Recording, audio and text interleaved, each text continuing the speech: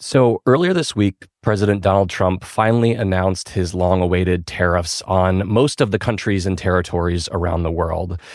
But I think one territory caught the most people's attention, and that was a small group of islands called the Heard and McDonald Islands. These are way off the coast of Australia, actually closer to Antarctica. They are not home to humans, and yet they have been slapped with a 10% tariff. I don't believe, guys, that they are actually exporting things, although maybe the penguins there are producing something that's really important to American industry. I wondered if you guys have seen all these penguin memes that are floating around. They are amazing. Though I would say, Aaron, you're very quick to assume that these penguins do not produce an export. I'm not going to rule that out, honestly. I did see a social media post from an account, Penguins Against Trump, tweeting, "What are you going to do? Deport us? We've been dealing with ICE for centuries." Oh, my goodness. Oh, man.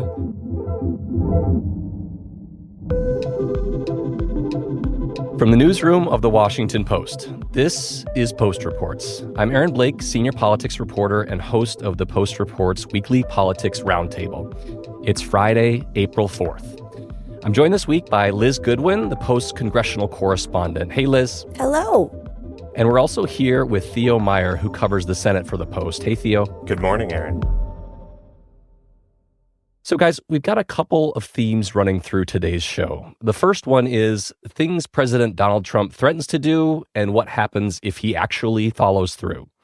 And then we're going to talk about the Democrats' signs of life in some recent elections. But to start, Trump is someone who says, well, lots of things, and sometimes it's all talk. But at the very top of the list of things that Trump has long threatened to do and actually is now doing are large-scale tariffs. We did a whole episode about this on Thursday, so if you haven't listened to that, make sure to check it out. But today, I wanted to focus more on the political fallout from this sweeping economic policy. Now, Theo, you wrote about how tariffs put a lot of pressure on Trump's fellow Republicans and how they're reacting to this. Can you just talk a little bit about how they're dealing with this pressure and what the gist of that pressure is? Yes. Well, I think the gist of the pressure is that so far the most tangible effect that we have seen is the stock market dropping, significantly on Thursday, likely to drop again. It just opened a few minutes ago here on Friday. Yeah, we're talking Friday morning. Yes. So I think there's really a wide spectrum of reaction here. You have Republicans who are cheering this announcement. There were 4 Republican senators with Trump in the Rose Garden when he announced these tariffs on Wednesday. Some of them have been, very bullish about them. Senator Josh Hawley, Republican of Missouri, said yesterday that he wanted Congress to have more control over tariffs, but only so that they could put on even more tariffs.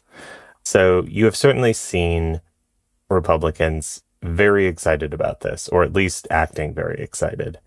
Then there is a spectrum, sort of in the middle, where some Republicans are not necessarily thrilled about these tariffs. They see the stock market dropping. Maybe they're not big believers in tariffs to begin with. Tariffs are not typically associated with the Republican Party, at least traditionally. But they're willing to wait and see and give Trump a chance to, prove that this is a viable strategy. Maybe they're waiting for him to take up negotiations with some of these countries, hoping that these tariffs are not going to stick around for too long. And then there are Republicans who have openly expressed concern, have openly said that they're, sort of worried about where this is going. Liz, Theo brings up something that I think is really important here. The Republican Party for many decades had defined itself with free trade, the idea that there should be no barriers to trading with other countries, there should be open markets. Of course, the Republican Party has also defined itself as being against any kinds of tax increases, and tariffs are, in effect, taxes on imports. Am I right that, in their heart of hearts, a lot of these Republicans who just aren't speaking out really are not comfortable with what the president is doing right now, or is that oversimplifying things? Absolutely. I think that the majority of the Republican conference, at least in the Senate, is dying on the inside right now. as you're saying, tariffs have been like absolute enemy number one for the Republican Party for decades. Ronald Reagan has this like speech he gave about it that's going viral on X right now. At first, when someone says, let's impose tariffs on foreign imports, it looks like they're doing the patriotic thing by protecting American products and jobs. And sometimes for a short while it works, but only for a short time. He's just laying out so clearly why he thinks tariffs are bad. Markets shrink and collapse, businesses and industries shut down, and millions of people lose their jobs. This was the orthodoxy, and even in the era of Trump, where a lot of things that are Republican orthodoxy get pushed aside, this is one that is pretty ingrained in most Republicans' like minds and hearts. And then you layer on top of that the way that these tariffs in particular are very incoherent on the foreign policy level. So you still have some Republicans who are hawks, right? And they want to, like, for example, be, getting with our allies to counter China is one example. And then you have these huge tariffs being levied on other countries that are in the region that are, allied with the US in a way that's like supposed to counter China's influence. And now, our policy is essentially punishing them. And then you have like a tariff on Israel that a lot of senators were raising their eyebrows at. Yeah, Israel had actually canceled their tariffs on us before Trump's announcement and thought they would be spared. Right. Yeah. So I think the combination of this economic policy that they hate, aside from a few that are really more in this new populist MAGA mold, and then also layered onto that is this foreign policy piece where we're economically punishing our allies. It's almost like a sanction on our allies. So that is really making people nervous. And I think that's like looming over all of this. Yeah, Theo, Liz mentioned something that I think is important here. And that's that a lot of this, I think, to a casual observer might look a little bit haphazard. We mentioned earlier the tariffs on, an uninhabited territory. And there's also some other kind of curiosities here. One is that there are a handful of countries that escaped these tariffs. One of them is Russia, and it's very closely allied former Soviet Republic, Belarus. Canada and Mexico were not included because they already have had tariffs put on them. A few African countries are not included for some reason. There's less than a dozen countries that have not been included in these tariffs, and Russia happens to be one of them, which I think is a really interesting part of this. Guys, I wanted to get into what happens next. There is an idea that Congress could potentially take back some of its power over the tariffs, which it has handed over to the executive over the years. This is a proposal from Senator Charles Grassley, a Republican from Iowa, and Senator Maria Cantwell, a Democrat from Washington State. Can you just talk about the prospects for any of these? I think we all assume that Republicans are not going to do anything about these tariffs because they never want to do anything that's going to be seen as rebuking Trump. But is this a serious enough situation where they could potentially do something like that? I think the answer is not yet. A handful of Republicans came out yesterday and said they were supporting Grassley's legislation or were at least open to supporting it. But others, panned it and said they didn't think it would ever win the 13 Republican votes that it would need to overcome a filibuster in the Senate. But Democrats are already talking about bringing up resolutions similar to the one that Senator Tim Kaine, Democrat of Virginia, introduced this week, and which actually passed the Senate with the support of 4 Republicans to disallow Trump's previous tariffs on Canada. But that measure, House Speaker Mike Johnson has said is not going anywhere in the House. Trump has vowed to veto it. So that's not going to have any practical impact on the Canada tariffs. And it's hard to imagine, at least in the short term, that any future resolutions that Kaine or other Democrats introduce, even if they pass the Senate, are actually going to strike down any of these tariffs. But Liz, we often see a handful of senators that are willing to criticize the things that Trump is doing. And the 4 people who voted against the Canada tariffs very much fit that profile. We're talking about Susan Collins from Maine, Lisa Murkowski from Alaska, Mitch McConnell from Kentucky, who is increasingly voted against Trump on certain things, and then Rand Paul, who's kind of a very libertarian-minded kind of Republican senator who doesn't like tariffs. But am I wrong that it seems significant that Senator Grassley, who is not one of those senators, would so quickly come out with this proposal? Does this feel like a warning sign to Trump to maybe kind of slow his roll a little bit here, or, Republicans could potentially do something, even if it's just a threat? Yeah, I think Grassley's involvement shows how broad the discomfort with tariffs is. Like, even people who aren't out there, out front on the issue on TV, the way like Rand Paul has made it his mission this week to sort of make this argument against tariffs. There's a lot of Republican senators who are not out front that really hate them, like truly, really do not like this policy. Think it's going to affect their state negatively, think it's a political disaster. So, Grassley, I happen to know that he hates tariffs too, because I wrote a profile of him earlier this year. And, I asked him about his relationship with Trump, and he said, well, the thing I like about him is he'll listen, like one time I told him tariffs are really bad, blah, blah, blah, and like went through the history. And then he said, but he'll listen, but it never changes his mind or something like that. So this is something he's been worried about with Trump for a long time, but he just, he's been dealing with it privately. He's been telling him that. He's been trying to influence the policy. And now it's past that point, right? This is like a really sweeping policy move he did this week. Like, really, really big impact globally. So I think now you're just going to have to see how these senators move forward on the issue, because it ended up being a lot more broad and like, a bigger move than even they were expecting. Liz, we've been talking about Grassley, and I think that points to something significant here, which is like, in addition to these lawmakers' maybe philosophical opposition to tariffs that they've expressed over the years, like these could have very localized impacts on their constituents. Grassley has been talking about the idea that fertilizer, known as potash, would be more expensive for farmers. We've had Senator Tom Tillis, Republican from North Carolina, talking about how a lot of farmers in his state are, quote, one crop away from bankruptcy. This is also like a kind of an all politics as local thing too, right? Yeah, exactly. A lot of these senators are worried about the impacts on their state of the tariffs. I think if there's one way that this might resolve itself, it would be that there's some kind of a negotiation that takes place and they cut a deal and then the tariffs go away. I think a lot of Republicans are kind of hinting and hoping that that's what's going to happen with this.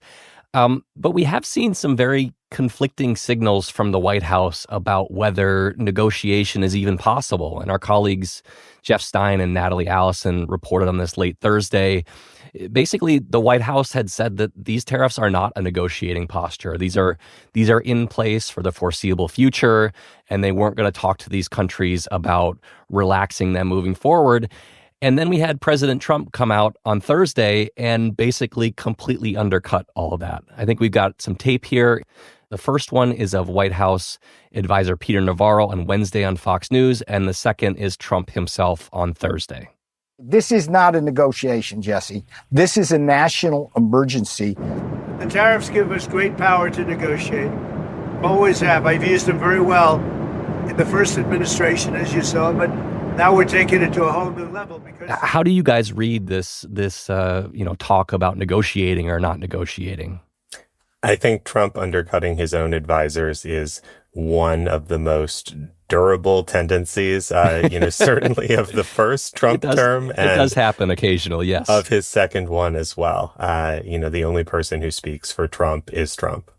Yeah, I mean, I wonder, I could be totally wrong, but I don't see the point of these tariffs as a grand negotiation with the whole world. So I see him talking about negotiation as like, if he hears that something might actually really be bad for the economy, like if people are willing to come and make the case for him that this one tariff is too high for XYZ reason, that he is willing to bring them down, sort of as an off-ramp. I don't think there's any way you can make it make sense that you need to negotiate with the whole world right now. Like the point of the policy was that they think they're going to spark like an American renaissance of manufacturing. And they're hoping that that's going to happen. Guys, I wanted to move on from tariffs and briefly consider another Trump hypothetical that we were talking about this week. And that's him talking about seeking a third term in office in 2028. That is, of course, unconstitutional, but he has talked about this many times. The difference now is that he assured in an interview this weekend with NBC's Kristen Welker that he was actually quite serious about it. He said that he was, quote, not joking, and that, quote, there are methods which you could do it. What are you seeing from Republicans on the Hill and others reacting to this? Is this something that they're now taking more seriously? Yeah, it's funny because this now feels like it was a lifetime ago, but I guess he just made these comments on like Sunday. Yes. But this week 5 days ago, Liz, 5 days ago. Truly been a journey. But yeah, I think this is something that his allies try to sort of laugh off as like, he's trolling y'all. Like he likes to get the media all worked up in a lather. Ha ha. And then, a few Republicans will say, well, that's not constitutional. But people aren't treating it as like a big deal at all. It's actually interesting. Like, no matter how many times Trump jokes about a third term, I don't feel like Republicans do take it seriously. Like, I don't think this is just something they're saying to us. Like, even in like off the record settings, like no Republican lawmaker thinks that he's running for a third term.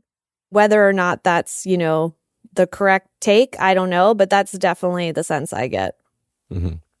Yeah, I think Liz is right in that people have laughed it off as a joke. John Thune, the Senate Majority Leader, went so far as to say, like, I think he's trolling you guys. Like, why are you taking this seriously? But I'm not sure if Trump is ever entirely joking. Yeah, I think that's the message of a lot of things is that, like, yes, he does troll people, but a lot of times he really likes the idea. It might be impractical. It might not ever happen. But that doesn't mean that he doesn't want to try to do it. Like the idea that he would be president for life is something that seems to appeal to Trump. There were comments, I think the first really set off this talk back in 2018 where he was talking about Chinese President Xi Jinping being president for life and was basically like, yeah, I like the sound of that actually. Yeah. Remember when he was like, let's delay the election, kind of? And he sort of just floated it like, maybe we should delay the election. But that was a time when all the Republicans were like, no. Like they took it, they weren't like, he's joking. Like, so it is interesting how like, if they don't come out and just say no, it allows him to keep saying this thing. Like he had to stop saying the election thing because he got so much pushback. Yeah. One of the other things that seems like a joke and some people might not take seriously and maybe one day it becomes serious, a lot like these tariffs. After the break, we're going to talk about the Democrats and how they are viewing the results in some state and local elections this week. We'll be right back.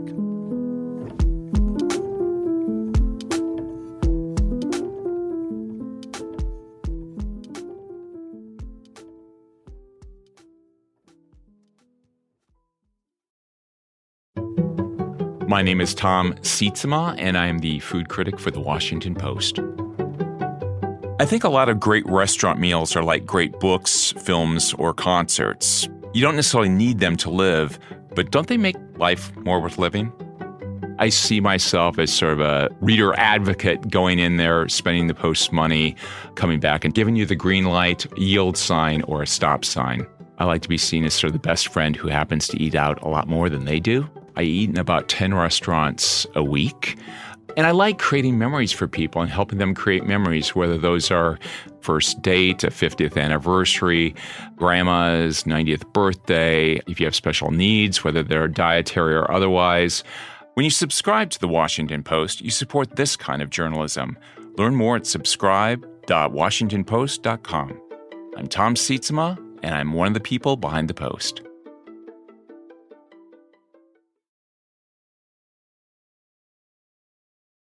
So Liz and Theo, I wanted to turn to something that I always love to talk about. They're not my beloved polls, but about actual voters voting. We had some actual elections this week. They took place in Wisconsin and Florida. And to a casual viewer, this would look like a split decision. We had the Democratic-backed candidate winning in Wisconsin. We had Republicans winning in a pair of congressional special elections in Florida. I think the big story here is the shifts that we've seen relative to the 2024 election. In all three of these races, there were two special elections in Florida, the Wisconsin Supreme Court race. We saw Democrats do a lot better than they did in 2024. Liz, can you just talk about how encouraged Democrats might dare to feel after these election results? I feel like some of the metrics that have really worried Democrats is how low their popularity has sunk. You know, when you just ask people, what do you think of the Democratic Party? There's a pretty worrisomely for them small amount of people who are like, yeah, I like them.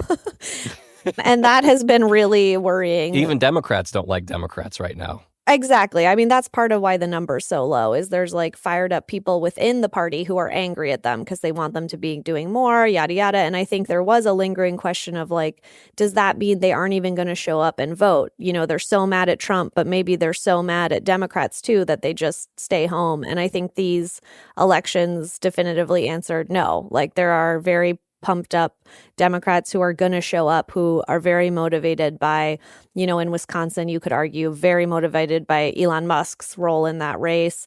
So people were pumped up and they really showed up. And I think that sort of now retroactively explains a little bit Trump freaking out last week and saying, nope, Elise Stefanik, I know you were going to be in my cabinet, but instead I need you to stay in the House and run your special, which will be sometime this year, because even though she's in a plus 20 Trump district, he's worried that even plus 20 districts could be in play if you have, you know, some unknown Republican trying to defend that seat.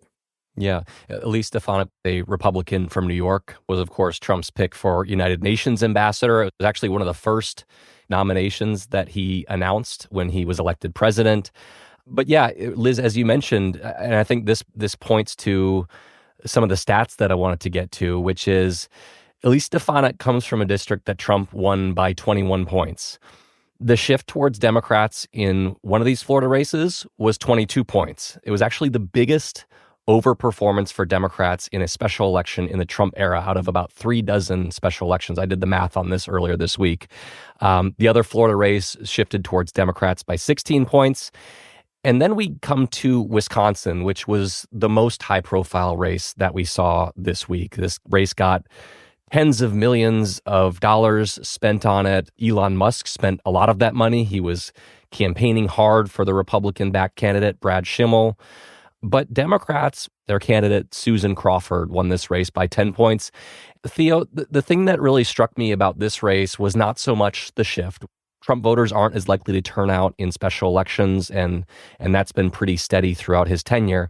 But this was not a low turnout race. This was like a midterm level turnout race. What are you seeing from reactions to this? And specifically, what are you seeing in reactions to Elon Musk's role in this race? This looks a lot like what was happening in some of the special elections. In the first year of Trump's first term in 2017, you saw Democrats overperforming in these special elections, even if they weren't winning them. Famously, John Ossoff's narrow loss for a House seat in the Atlanta suburbs that was the most expensive House race ever at the time. Mm-hmm. And then they went on and had a good 2018. Democrats had a good 2018 midterm election. They won the presidency in 2020, of course. Yeah, so this certainly fits with that. The race in Wisconsin, I think it is unclear how much of a role Elon Musk played here, how much of this was sort of backlash to his involvement, and how much of this just looks like a typical special election, relatively low turnout election when Trump is in the White House. I mean, I feel like Musk, people around him say that he knew this was like a really hard race in Wisconsin because of the political environment, the fact that Dems have actually done well in those court races in general. And he just wanted to sort of like make a stand there anyway and see what could happen, essentially. But I do think like it's been just kind of a stunning thing to watch, to have Musk, who's been, looming so large in Washington with Doge and just this huge, like, super figure here, then, try to take that on the road and on the campaign trail and, wear the giant cheese head and all of that. And then just see that, having that be so resoundingly rejected. There's just no question that is an embarrassment. I feel like he's really kept a low profile this week for the first time since he came to Washington. Like his Twitter feed is all like AI. Robots, yeah. Did something happen last night? No, let's talk about robots. Yeah, so I think that's very interesting, coupled with all the things he's been saying about, like, this has been really hard for him. His businesses are taking a hit. Yeah. It does feel like a little bit of a turning point to me this week, even though his PAC that spent all that money, millions and millions of dollars, is still going to be active in races. Just he himself as the leading figure, the front man of this, I do wonder about the future of that. Yeah, I got to say, I think this was a real unforced error. We have seen Elon Musk, as he's been shutting down federal government services and laying off workers, participating in that. He's become pretty unpopular with the broader American electorate. Like, the numbers that he has in the polls are the numbers that in a bygone era, if a president had those numbers, you'd see these members in swing districts being like, no, I don't want that guy to come campaign for me. And yet, like you said, Liz, he was right there with the cheese head on, being maybe the most prominent person late in that race. I think was a miscalculation at the very least. Guys, before we go, I wanted to touch on one more story that people might have heard about this week. And it also has to do with Democrats and kind of their efforts to decide how to combat Donald Trump and climb out of their funk. And that's a long speech in the Senate by Cory Booker, who's a Democratic senator from New Jersey. Booker actually broke the modern record for the longest speech on the Senate floor. He started at 7 p.m. on Monday and kept it going for more than 25 hours. Guys, I'll admit I didn't actually watch any of this. Can you guys fill me in on like what happened here, what he was talking about, and how this is being received? Yes, I was in the chamber, the Senate chamber, when Booker started his speech, and it was... And you stayed for the whole thing, right? And I stayed for the whole thing because I am a reporter committed to the Washington Post. No, I was there for at least the first few minutes, and, it started off, very inauspiciously. I rise with the intention of disrupting the normal business of the United States Senate. There was almost nobody in the Senate chamber. For as long as I am physically able. But it really picked up momentum after he made it through the night. Senators showed up early in the morning and asked him questions and cheered him on to the extent that they were allowed to under Senate rules. And, by the time he finished, more than 24 hours later, it sort of gave Democrats perhaps a shot in the arm. Let's get in good trouble. My friend, Madam President, I yield the floor. Even if it didn't actually accomplish anything other than consuming Senate floor time, which is a precious commodity for more than 24 hours. Yeah, now to be clear, this was not a filibuster, right? Like usually when we talk about these long speeches, members are fighting against a particular piece of legislation. Liz, I think a lot of people are looking at this kind of skeptically like, oh, it's interesting that he, gave this long speech and it's impressive that he was able to stand there. Like you can't go to the bathroom during that time. I think he said he dehydrated himself. Are people looking at Cory Booker and being like, yeah, this guy is showing us how to do it? Or is it kind of less than that? Yeah, I think you're right that within Congress, a lot of reporters and maybe lawmakers are sort of like, okay, like it's a little bit, okay, you're going to go give a really long speech. Whoop-de-doo. That's not legislation. That's not policy.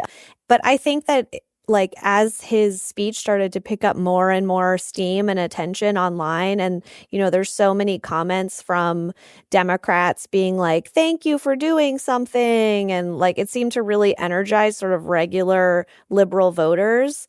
I think that kind of it sort of shows that there's just a hunger for like anything at all in the Democratic base. There's a hunger to see people doing something different, trying something new. They're sick of hearing Democrats be like, oh, well, we can only do XYZ thing. Like, this is how it works here. Like, they just don't want to hear that. They don't like that.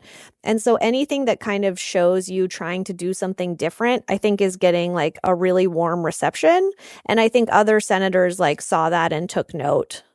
Yeah, guys, it got me thinking, like, who are the Democrats who have filled this vacuum right now? The party is searching for leadership. There's been talk about, whether Democrats need to move on from Senate Democratic leader Chuck Schumer. Like, are there members who are taking advantage of this situation and kind of making a name for themselves, aside from Cory Booker? And who would you point to? I think the most obvious example is, Senator Bernie Sanders and Congresswoman Alexandria Ocasio-Cortez, who have been touring the country and drawing really enormous crowds, more than 30,000 people in Denver. You've also seen others trying to do this as well. Senator Chris Murphy, who was with Booker on the floor. Murphy is, of course, a Democrat from Connecticut. Did his own, sort of town hall event with a House Democrat. Congressman Maxwell Frost, who is a Gen Z member from Florida. So you've seen Democrats trying to get out there like this, but it seems like Booker broke through in a way that most others have not. Yeah, I would agree with that. I think also like the tension of Congress is a lot of the stuff that plays well outside doesn't play well inside. And a lot of stuff that plays well inside does not play well outside. So there's people like, for example, Kyrsten Sinema, senator from Arizona, recently retired. She actually was able to just like broker these huge deals in her time in the Senate. And her reputation on like X or social media among liberals was like the most useless, annoying lady who didn't do anything, who just hated liberals or whatever. And you could not get those two realities to converge in any sense of the word. Right. So there's this weird inside-outside tension in Congress that's always been there. It's not new. And so the people who are best at seizing on this moment and energizing people on the outside are often the most hated inside and also sometimes ineffective inside too. Like Elizabeth Warren used to have this reputation back in the day before she was going to run for president. She no longer does, but people felt like she was always pandering to the outside audience and not really doing things inside. And I think Booker's very well liked internally, and I don't think anyone's like rolling their eyes at this, but the sense internally is kind of like, what did this really accomplish? And there's always that tension between those two kind of like realities. Yeah. The idea of giving a long speech on the Senate floor is not a totally novel idea. Like, this is something that happens from time to time. But I think it does speak to the fact that the Democrats are just looking for something, like try something, give us something. And this week, Cory Booker at least gave them something. That's it for today's episode. Thank you so much, Liz and Theo. Thanks. Thanks, Aaron. Theo Meyer covers the Senate for The Post, and Liz Goodwin is our congressional correspondent. Today's episode was produced by Laura Benshoff and mixed by Sean Carter. It was edited by Rena Flores, and thanks also to Emily Rahala. Our team also includes Maggie Penman, Lucy Perkins, Ted Muldoon, Alana Gordon, Ariel Plotnick, Rennie Svirnovsky, Sabby Robinson, Emma Talkov, Peter Bresden, Allison Michaels, Renita Jablonski, Colby Itkowitz, Alahe Izadi, and Martine Powers. I'm Aaron Blake. Have a great weekend.